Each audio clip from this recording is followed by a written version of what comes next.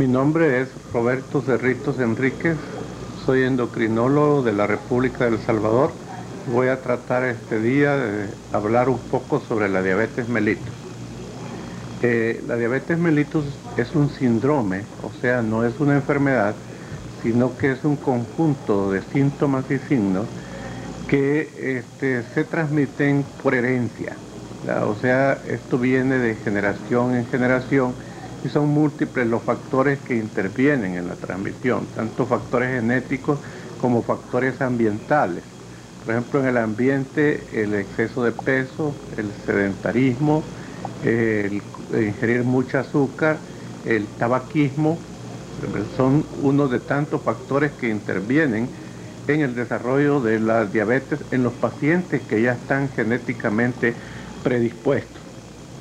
Tenemos que hay varios tipos de diabetes.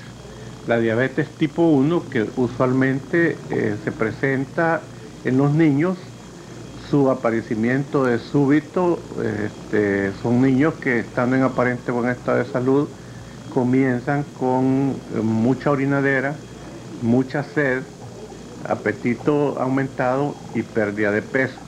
Esto usualmente los lleva rápidamente a que se descompensen y usualmente tienen que ser ingresados para su tratamiento de la diabetes tipo 1. La diabetes tipo 2 es la que se presenta en los adultos. Usualmente, como ya habíamos dicho, viene de parientes diabéticos, gente que en la mayor parte de casos tiene exceso de peso y que han sido sedentarios, ¿verdad? Y entonces aparecen los síntomas, los cuales no son tan llamativos como en el caso del diabético tipo 1, sino que estos van en una forma progresiva, ¿verdad? Si el paciente no hace caso de estos síntomas, pues va a llegar a tener mayores manifestaciones muy parecidas a las del niño, o sea, mucha sed, mucha orina, apetito en la mayor parte de los casos aumentado, ¿verdad? Pérdida de peso, y luego esto es lo que obliga al paciente a consultar. La mayor parte de casos no hay necesidad de ingresar al paciente, habrá algunos que por la severidad de la presentación del problema sí tienen que ser ingresados. Luego existe una tercera categoría de diabetes, que es la diabetes secundaria. Como su nombre lo indica, es secundaria a otros problemas. Por ejemplo, si por alcoholismo crónico destruimos el páncreas, entonces vamos a tener una diabetes secundaria a una pancreatitis crónica, o existen otras patologías como tumores en la hipófisis que producen exceso de hormona de crecimiento o exceso de hormona estimulante de las suprarrenales que nos van a dar también un cuadro de diabetes. Y en este caso el tratamiento va dirigido a quitar la causa, ¿verdad? Por ejemplo, si es tumores, habría que ir a quitar el tumor, y en la mayor parte de estos casos este tipo de diabetes puede revertir con el tratamiento de la causa que lo está originando. Se han descrito también otras diabetes como son las nutricionales. En Jamaica fue descrito una diabetes que se le llama tipo J, que viene pues de Jamaica y que se ve en personas que ingieren mucha yuca, no en la forma como la ingerimos nosotros, sino en grandes cantidades como la ingieren ellos, que hay partes en Jamaica en que prácticamente los 3 tiempos de comida están ingiriéndola constantemente durante el año. Ya había mencionado yo algo del cuadro clínico, y el cuadro clínico de la diabetes se presenta exclusivamente por la deficiencia de insulina. La insulina es una hormona que se produce y se secreta en las células beta del páncreas, ¿verdad? Y va a hacer su acción principalmente a nivel del tejido muscular y del tejido adiposo, y parcialmente a nivel del hígado. Los otros tejidos, que se llaman tejidos vitales, que forman los órganos vitales, no dependen para su acción de la insulina. Y gracias a Dios que esto así es, porque si no, los diabéticos no podrían vivir. Imagínense ustedes alguien en que el corazón, el cerebro, los ojos, los riñones dependieran de la insulina para su funcionamiento, pues entonces en ese momento que no hay insulina, morirían. Entonces, repitiendo, la insulina va a actuar específicamente a nivel del tejido muscular, del tejido adiposo y parcialmente a nivel del hígado. Entonces, si nosotros recordamos cuál es la acción de la insulina a nivel de estos tejidos, que a nivel del músculo lo que va a hacer es que va a permitir que las células musculares capten el azúcar, que la utilicen también, porque de nada serviría que la captaran si no la pudieran utilizar. Y luego esto va a aumentar la síntesis proteica, entonces va a haber más formación de músculo. Entonces, desde este punto de vista, nosotros podemos ver que las manifestaciones de la diabetes en relación con el músculo va a ser destrucción del músculo, ya que la insulina lo que hace es la formación. Y en el caso del diabético que no existe insulina o hay muy poca insulina, entonces lo que va a suceder es que hay una destrucción del músculo. En caso del tejido adiposo o tejido grasoso, sucede lo mismo. También la insulina va a permitir la captación y la utilización de la glucosa, va a impedir que la grasa se destruya y al contrario que se forme más grasa en forma de triglicéridos. Entonces también en los diabéticos con poca insulina o sin insulina lo que va a haber es una destrucción del tejido adiposo. Y en el hígado lo que la insulina hace es que impide que se forme mucho azúcar dentro del organismo y que se guarde en forma de una sustancia que se llama glucógeno. Entonces, si no hay insulina en el hígado, lo que va a pasar es que va a haber una formación aumentada de glucosa. Entonces, vamos a tener un cuadro clínico que es el resumen de estas situaciones bioquímicas que se producen dentro del organismo. Entonces, como el azúcar no se puede utilizar, va a subir dentro del torrente sanguíneo y el organismo no puede soportar esas grandes cantidades de azúcar. Entonces tiene que eliminarlas a través del riñón. Pero desgraciadamente el azúcar no puede ser eliminada en forma de cubitos de azúcar, sino que tiene que ser eliminada mezclada con agua. Entonces, en primer lugar vamos a tener una gran orinadera, pero para compensar esta pérdida exagerada de líquido, entonces el organismo se defiende aumentando la sed. Entonces ya tenemos dos síntomas grandes. Uno, por un lado, la orina aumentada, por el otro lado, la sed aumentada para compensar la pérdida de líquido. Luego también, como va a haber una destrucción tanto del músculo como del tejido adiposo, entonces el organismo va a querer recuperar eso y aumenta el apetito, el cual pues viene en este caso a producirnos más problemas que beneficios. Entonces, básicamente los síntomas o el cuadro clínico del diabético son, en primer lugar, la sed, en segundo lugar, la orinadera, en tercer lugar, en la mayor parte de diabéticos, el aumento del apetito, en cuarto lugar, también en algún porcentaje de ellos, la pérdida de peso, porque no todos van a perder peso. Entonces, podrían preguntarse cuál es la diferencia entre el cuadro clínico de la diabetes tipo 1 del niño y la diabetes tipo 2 del adulto.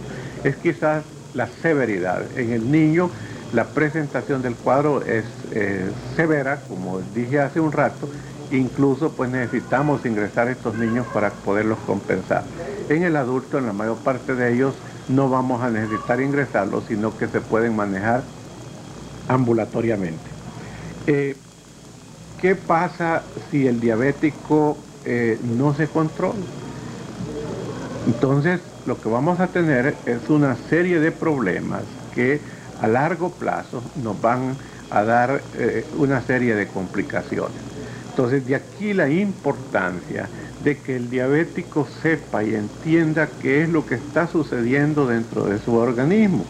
Porque si él entiende y sabe qué es lo que le está pasando, va a también saber lo que le va a pasar si él no cumple con sus obligaciones. Entonces, adelantándonos un poquito, el verdadero tratamiento del diabético es la educación. Tiene que ser un paciente que esté adecuadamente educado. Pero desde este punto de vista yo quiero hacer énfasis que para educar bien al paciente diabético, primero tiene que estar bien educado el médico, porque nadie le va a enseñar a leer a alguien si el profesor no sabe leer. Entonces, en este caso, también los médicos tenemos que educarnos con respecto a la diabetes para poder educar adecuadamente a nuestros pacientes. Entonces, una vez que los pacientes han sido educados, todo lo demás viene por añadidura. Nosotros, en ese caso, podemos hablarles de dieta, podemos hablarles de ejercicio, podemos hablarles de medicamentos y el diabético va a entender el porqué de cada una de estas cosas y si él la entiende, entonces no va a faltar a las reglas que se le imponen para que pueda vivir adecuadamente con su diabetes. Porque ya en muchas ocasiones hemos repetido que el diabético vive en más que las demás gentes si se cuida adecuadamente. Porque todos tenemos obligación de cuidar nuestra salud, pero el diabético con más énfasis debe de hacerlo, entonces consulta frecuentemente, puede descubrir fácilmente sus problemas médicos y entonces desde ese punto de vista puede gozar de mejor salud. Yo creo que quizás lo más impactante en el diabético es el momento del diagnóstico, cuando él cree que todo se acabó, que ya todo se derrumbó, pero no es cierto. El diabético debe comparar lo que es vivir con diabetes a lo que es tener cáncer o tener un SIDA, por ejemplo. Que en estas dos entidades, por más que se haga, la persona no puede seguir viviendo. Por el contrario, con diabetes hay personas que pueden vivir hasta 40 o 50 años dependiendo del cuidado que ellos tengan de su diabetes.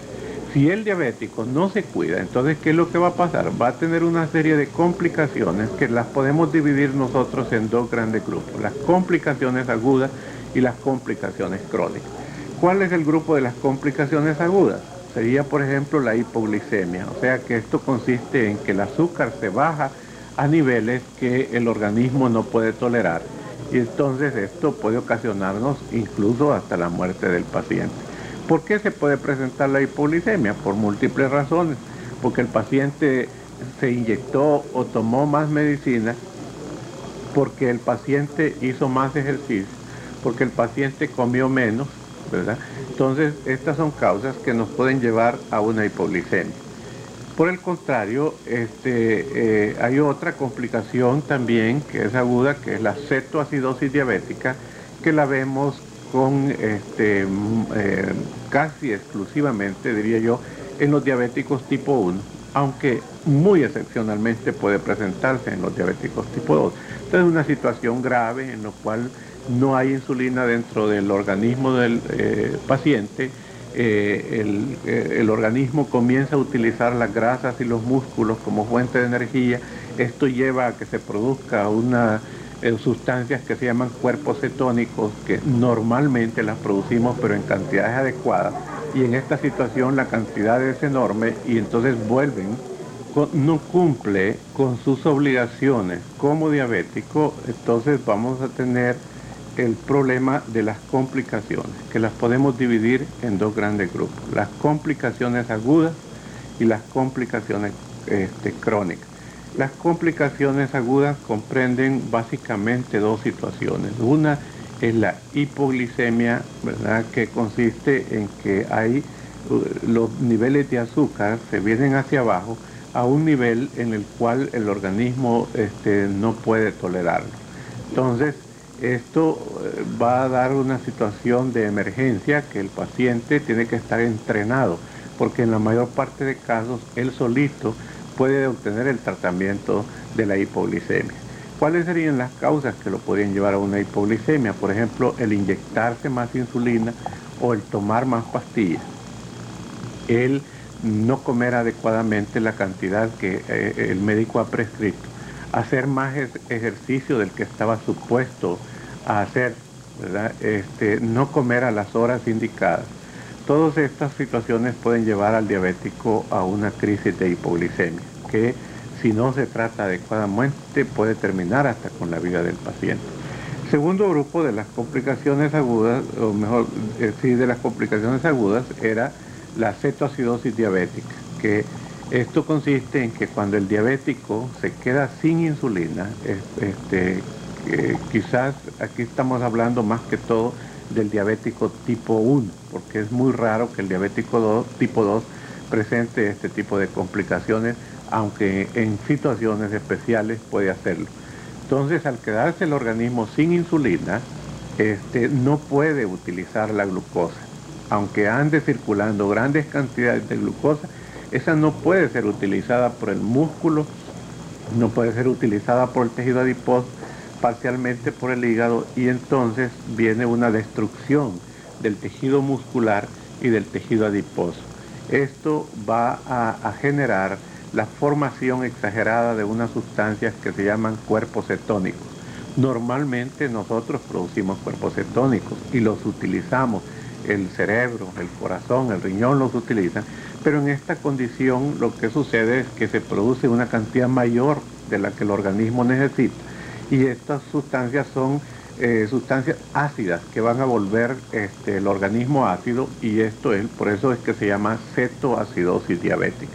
Esta es una condición muy grave en la cual el paciente obligadamente tiene que ser ingresado, recibir un tratamiento por un personal especializado para que el paciente pueda salir adelante. En la época actual, el 98% de los diabéticos en cetoacidosis salen adecuadamente, ¿verdad? Pero todavía hay gente que se muere. Entonces, lo más importante no es saber el tratamiento de la cetoacidosis, sino evitar la cetoacidosis. Y en las complicaciones crónicas, estos se ven en los pacientes en los cuales no han seguido sus indicaciones de tratamiento. Entonces van a presentar las complicaciones crónicas usualmente después de los 10 años. Y aquí cabe mencionar que los pacientes diabéticos que, a pesar de haber seguido sus indicaciones que el médico le dio, pueden presentar también estas complicaciones. La diferencia es el tiempo. Ya dijimos, un diabético maltratado, pues después de los 10 años va a tener este tipo de problemas. Diabético tratado adecuadamente, puede ser que aparezcan las complicaciones 30, 40 años después de haber tenido el diagnóstico. Entonces vean ustedes la importancia de vivir adecuadamente con la diabetes. ¿Cuáles son las complicaciones? Bueno, recordémonos que la insulina actúa desde la cabeza hasta los pies. Entonces las complicaciones se van a ver en todo el organismo. Pero para concretizar, vamos a hablar quizás complicaciones a nivel del ojo. En los países como los Estados Unidos y los países europeos, la diabetes es la causa número 1 de ceguera en estos países. En nuestro medio no es la causa número 1, pero sí es de las primeras causas de ceguera. Entonces, como ven, es bien importante el tratamiento de la diabetes. También a nivel del cerebro va a haber cambios circulatorios que nos van a llevar, por ejemplo, a que estos pacientes presenten con mayor frecuencia accidentes cerebrovasculares, lo que comúnmente se conoce como derrames cerebrales. Luego vamos a tener un aumento de la incidencia de problemas cardíacos, infartos del corazón. Yéndonos al abdomen, quizás acá los órganos más afectados son los riñones. Muchos conocerán a muchos diabéticos que les han dicho: usted tiene uremia, sus riñones no funcionan. Entonces es definitivamente secundario al problema de la diabetes. Y casi siempre el problema renal anda a la par del problema de los ojos, casi siempre van a la par. O sea, el que tiene problemas de los ojos tiene también problemas de los riñones. Y la otra gran complicación, y que es más evidente y que es a la que mucha gente le tiene miedo, es a la amputación de los miembros inferiores. Todas estas complicaciones, como he dicho, se deben única y exclusivamente al mal control, ¿verdad? Insisto, no las podemos evitar, pero sí las podemos retardar lo más posible. No es lo mismo estar amputado a los 10 años o estar ciego a los 10 años de ser diabético que tener problemas ya de la visión después de 30 o 40 años. Y si a esta persona le apareció su diabetes a los 50 años, bueno, pues va a llegar a los 80 años. Si se ha cuidado bien, va a llegar a los 80 años en condiciones óptimas. Pero a una persona que a los 40 años le apareció la diabetes, no sigue las indicaciones médicas, a los 50 años va a ser un desastre de persona. Entonces vean ustedes la importancia de tratar adecuadamente la diabetes. Luego, ya habíamos hablado un poco sobre el tratamiento de la diabetes y habíamos enfatizado en que el real tratamiento de la diabetes es la educación. No hay otra cosa que pueda sustituir a la educación. ¿Por qué la educación? Acordémonos que a través de la educación el paciente va a saber qué es lo que está sucediendo dentro de su organismo. A través de la educación el paciente va a saber qué es lo que debe de hacer para anular los efectos negativos que están sucediendo dentro de su organismo. Y entonces es bien fácil decirle a un paciente, mire, no va a comer azúcar, mire, tiene que caminar, se tiene que inyectar o tomar estas pastillas, pero si lo hacemos así, en esa forma tan simplista, el diabético no va a entender el porqué. Y entonces, acordémonos que desgraciadamente la diabetes, al igual que la hipertensión, no duelen. Por eso se les ha llamado los asesinos silenciosos. Y entonces, desde este punto de vista, como no duele, el paciente en el momento del diagnóstico queda impactado, se aflige y cree que ya se va a morir. Pero luego se da cuenta que pasa el primer día y él no sintió nada. Pasa la primera semana y tampoco sintió nada. Y pasa el primer mes y tampoco sintió nada. Entonces el paciente va confiándose poco a poco y trata de olvidar su problema. Y comienza a hacer desórdenes y comienza a hacer un montón de cosas negativas que le van a costar en el futuro la calidad de su salud. Luego, entonces, si nosotros le enseñamos al diabético qué es lo que está sucediendo, le enseñamos por qué cada uno de los parámetros del tratamiento, sería ya ilógico que el paciente atentara contra su vida él solito. Entonces, una vez que nosotros tenemos al paciente educado, nosotros tenemos que enseñarle cómo tiene que comer, ¿verdad? Y desde este punto de vista sería sumamente importante que los médicos y el personal paramédico, como son las dietistas nutricionistas, nos unificáramos en cuanto a la dieta del paciente diabético, porque hay personas que les quitan todos los azúcares, les quitan las frutas, les quitan los carbohidratos a los diabéticos. Entonces, lógicamente, esto viene a ser una dieta que no es agradable y con la cual el paciente en un momento dado dice, pues mejor me muero de diabetes y no me muero de hambre. Entonces, una de las cosas importantes es que tenemos que formular para el paciente diabético una dieta que sea lo más parecido a la comida normal. Y entonces con esto vamos a ganar nosotros que el paciente esté comiendo agradablemente, esté comiendo la calidad y la cantidad de alimentos que necesita. Porque ya se ha dicho que lo que el diabético necesita es alimentarse, ¿verdad? Y entonces son dos cosas, comer y alimentarse son dos cosas distintas. Comer es tragar todo lo que llega a la boca y alimentarse es tragar únicamente lo que el organismo necesita. Y esta es la gran diferencia y esto es lo que nosotros debemos hacer con el diabético, o sea, formular una dieta que sea bastante parecida a la normal. Y además, desde este punto de vista, tenemos que pedirle al grupo familiar del diabético que colabore con su ser querido, comiendo igual que él, para que él no se sienta diferente. Además, acordémonos que los hijos de esta persona también están amenazados de ser diabéticos. Entonces, si ellos aprenden a comer como el papá o como la mamá diabética, entonces no van a tener problemas para el futuro. Luego, el segundo paso en el tratamiento del diabético es el ejercicio, ¿verdad? ¿Por qué ejercicio? Porque queremos que el diabético sea un atleta.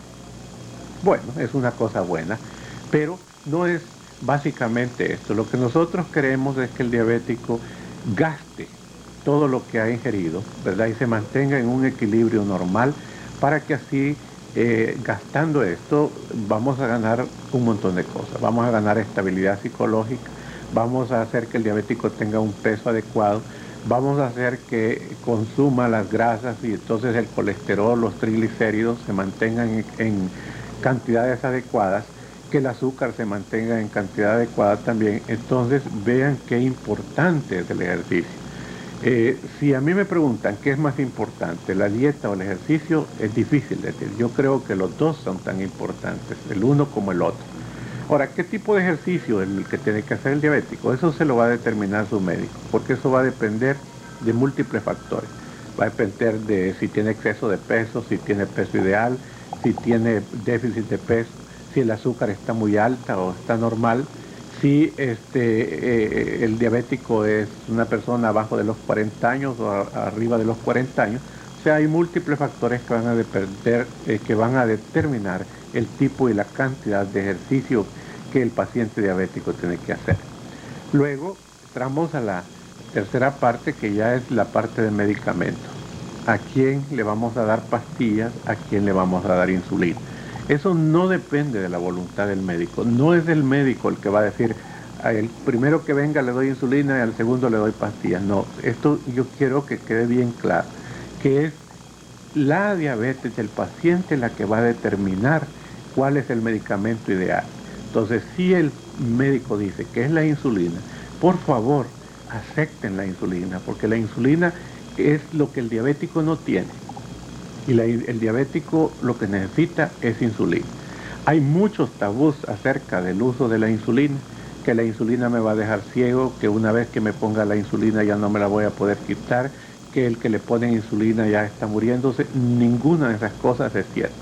En primer lugar, sería ilógico que el médico le diera al paciente una medicina que es peor que la enfermedad, porque si la diabetes lo va a dejar ciego a largo plazo y la insulina lo va a dejar ciego a corto plazo, sería absurdo que los médicos estuviéramos indicando insulina. Además, la insulina es una hormona que todas las personas humanas, todos los seres vivientes la tenemos.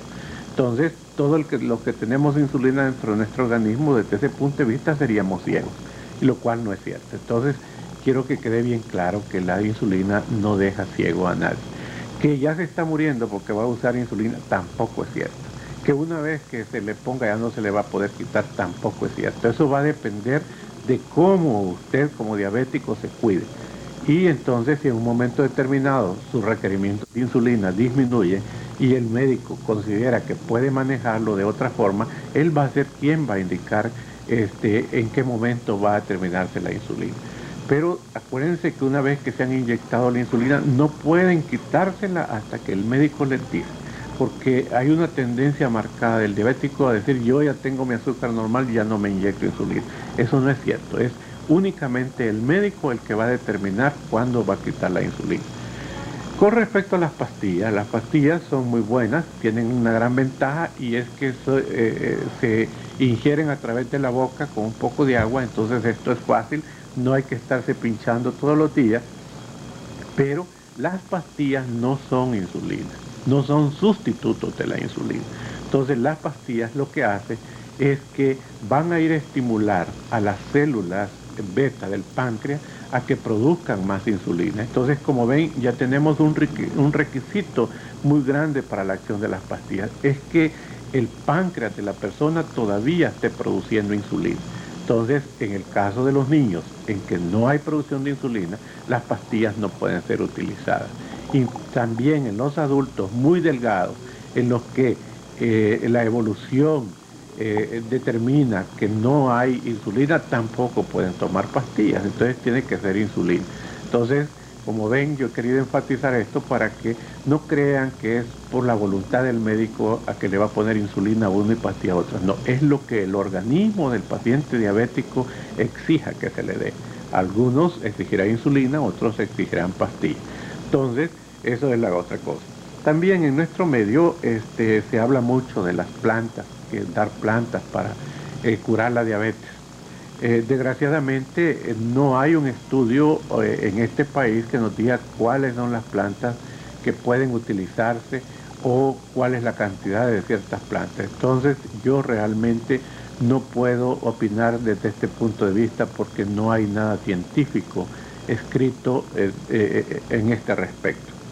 Existen otras sustancias como la acarbosa que también se puede utilizar como coadyuvante en el tratamiento de la diabetes, no como tratamiento único, sino que nos va a ayudar a aquellos diabéticos que teniendo exceso de peso con su dieta y con su ejercicio solo no pueden controlarse, o aquellos que al estar con dieta, ejercicio y pastillas están teniendo elevaciones del azúcar después de comer. o incluso en los pacientes que están utilizando insulina, en algunas circunstancias podemos nosotros agregar este tipo de sustancias. Pero como vuelvo a enfatizar, no es el paciente el que va a determinar qué es lo que él debe utilizar, sino que es juntamente el médico con el paciente el que tienen que hacerlo. Existe también una modalidad que es lo que se llama autocontrol, ¿verdad? Que usualmente es más importante en los diabéticos tipo 1.